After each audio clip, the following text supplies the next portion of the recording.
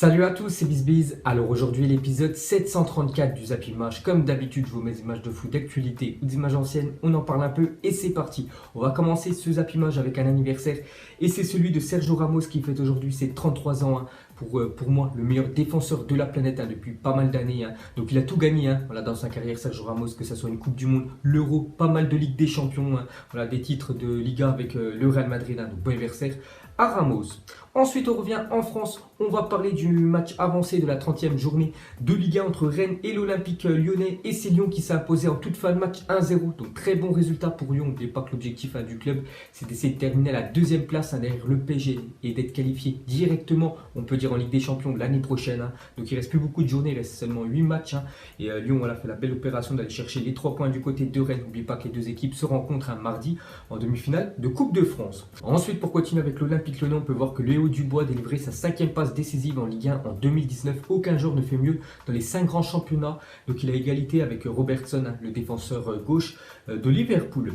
Ensuite, cette fois-ci, une déclaration de Bruno Genesio. Donc il a dit: si je suis déjà au courant de mon futur, il a dit oui, je vois mon président régulièrement. Je l'ai au téléphone tous les jours, bien évidemment. Je sais ce qu'il vous dira mardi soir, parce qu'à la fin du match, voilà, de demi-finale de Coupe de France. Donc Jean-Michel Aulas fera une déclaration sur Bruno Genesio. Est-ce qu'il va continuer la saison prochaine où Lyon aura un nouvel entraîneur dans quelques mois? Ensuite, cette fois-ci, on va parler de Julien Stéphan, l'entraîneur de Rennes, vient de concéder sa première défaite à domicile depuis qu'il est l'entraîneur de Rennes, soit 14 matchs. Il avait un très bon bilan. Bon, après, c'est qu'une défaite à domicile, il n'y a rien de grave. Donc il avait, on peut dire, remplacé à Sabri Lamouchi à cause des mauvais résultats de Rennes en début de saison.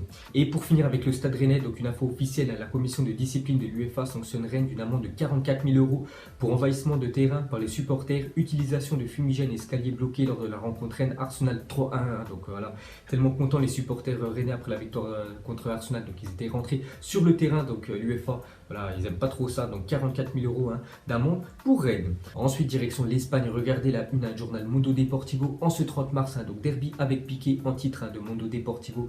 Donc pour ceux qui ne savent pas quoi regarder cet après-midi, les gars, il y a le derby de Barcelone entre le FC Barcelone et l'Espagnol Barcelone. Donc un derby qui va être très chaud, parce que déjà Piqué a envoyé un petit pic sur l'équipe de l'Espagnol, et le Barça va chercher à se rapprocher du titre lors d'un duel Léo contre Léi. N'oubliez pas que Léi, c'est une star chinoise qui joue dans le club de l'Espagnol Barcelone. Il y a beaucoup de Chinois qui le suivent. Donc ce soir, je pense qu'il y aura beaucoup de Chinois devant leur télé.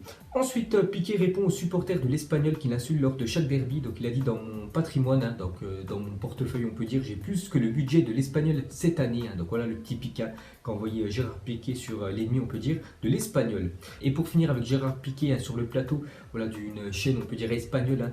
Donc un journaliste lui a dit: combien de fois as-tu fait l'amour le mois dernier? Il a dit: les matchs au Bernabéu comptent. Donc voilà le petit pic aussi envoyé à l'équipe du Real Madrid. Ensuite, cette fois-ci, regardez la une, journal sport aujourd'hui en Espagne, et ça parle de Lionel Messi. Donc Messi dit basta. Donc il y a beaucoup de mensonges et de choses inventées sur moi, et maintenant je suis le fils de, voilà ce qu'a dit quand même Lionel Messi, parce qu'il a complètement pété un câble hier sur une radio, on peut dire, en Argentine.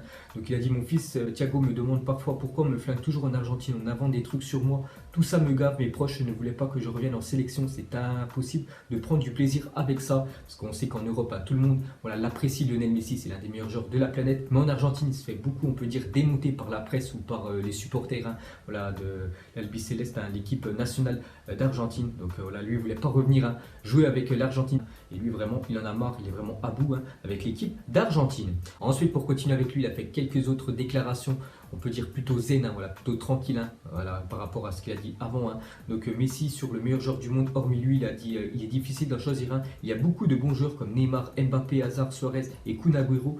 Ronaldo, je le place à l'écart de cette liste, à la même hauteur que moi, parce que voilà, Lionel Messi et Cristiano Ronaldo, ils sont dans une autre liste, ils sont dans une autre planète, ces deux footballeurs. Et lui, bien sûr, l'avoue que tout simplement lui et Cristiano Ronaldo dominent tout simplement le football mondial.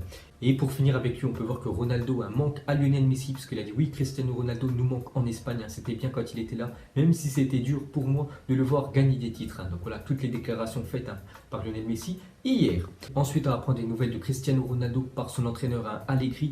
Donc il a dit: il va mieux, il a déjà commencé à bouger, mais il ne reprendra que quand il ira bien. Le risque qu'il manque le match aller contre l'Ajax existe, il faut de la prudence, donc info ou intox. Donc on verra ça dans 2 semaines. Ensuite, on va parler de Boubacar Kamara, est en négociation avec l'Olympique de Marseille pour une prolongation de contrat jusqu'en 2022 ou 2023.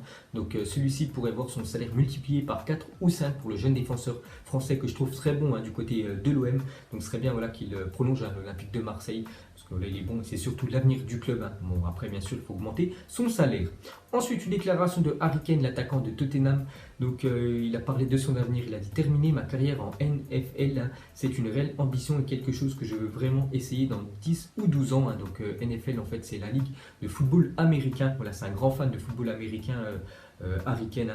Donc après sa carrière de footballeur professionnel, il aimerait se tourner dans le football américain. Ensuite, on va parler de Thomas Tuchel, a signé sa prolongation de contrat jusqu'en 2021 avec le Paris Saint-Germain. Donc voilà les gars, Thomas Tuchel, même si cette année, c'est quand même encore une fois un échec pour le PSG, éliminé dès les huitièmes de finale de la Ligue des Champions. Donc le Paris Saint-Germain compte encore le conserver vu qu'ils auront prolongé son contrat. Ensuite, voici la Air Jordan 1, la première paire de crampons de la marque Jordan. Donc c'est la première fois qu'ils font des crampons, voilà la marque Air Jordan. Donc voilà à quoi ressemblent ces crampons. Donc vous mettrez en commentaire si vous les trouvez beaux ou pas. Ensuite, une déclaration de Subasic, il a dit: c'est dur de jouer à Louis II, je sors pour m'échauffer, il n'y a personne, il faut être fort mentalement, je parle tout seul pour me motiver. Donc voilà ce qu'a dit quand même Subasic au micro de beIN Sport, que voilà, pour se motiver au stade Louis II, c'est très compliqué parce que voilà, le stade, il y a rarement quand même du monde voilà, en tant que supporter du côté de Monaco. Donc pour se motiver, tout simplement il se parle tout seul, le gardien croate. Et pour finir avec lui, il est revenu sur la finale de la Coupe du Monde, a perdu contre l'équipe de France. Il a dit: c'est difficile mais la France a mérité de gagner, félicitations à eux, je suis content pour la France et content d'être arrivé là. Donc voilà ce qu'a dit Subasic. Donc lui déjà il a pris 4 buts en finale. Pour moi il n'a pas super bien gaulé quand même cette finale, tant mieux quand même pour l'équipe de France et pour lui. Voilà, la France a mérité de gagner cette Coupe du Monde. Ensuite, selon Sport, ni Jason Murillo prêté par Valence, ni Kevin Prince Boateng prêté par Sassuolo ne devraient rester à Barcelone la saison prochaine. En effet, le Barça ne serait pas disposé à payer les clauses. Donc voilà, les deux joueurs qui sont venus cet hiver du côté du FC Barcelone devraient quitter le club dans quelques mois. Ensuite, selon AS, Kalidou Koulibaly serait la priorité du Real Madrid en cas de départ de Raphaël Varane, parce que Varane, nous avait dit il y a quelques jours, songerait quitter le Real Madrid pour se lancer un nouveau défi à l'étranger. Moi, je le verrais bien du côté d'United, Raphaël Varane, il me plairait bien là-bas. Donc vraiment, si il quitte le club, voilà, le Real Madrid chercherait absolument un défenseur, même si Eder Militao a signé du côté du Real, il en chercherait un autre. Il penserait à Koulibaly, le défenseur de Naples. Ensuite, selon Bild, un match amical d'avant-saison entre le club allemand du RB Leipzig et le PSG prévu le 3 août. Donc voilà, les supporters du PSG, donc l'équipe parisienne, avant de reprendre le championnat, jouera contre le club allemand début août. Ensuite, on va parler de la Super Coupe d'Afrique qui avait lieu hier soir, et c'est Casablanca qui s'est imposé contre l'Espérance de Tunis. Donc c'est le vainqueur de la Ligue des Champions contre le vainqueur de l'Europa League. Donc c'est le vainqueur de l'Europa League qui a gagné contre celui de la Ligue des Champions. Donc bravo à Casablanca pour ce trophée. Ensuite, on va parler de Virgil van Dijk qui a été contraint de quitter son domicile actuel qu'il louait jusque-là à Ole Gunnar Solskjaer, l'entraîneur de Manchester United ayant signé un bail de 3 ans avec son club hier, compte résider définitivement sur les lieux pour lesquels il est propriétaire. Donc je ne sais pas si vous avez compris en fait.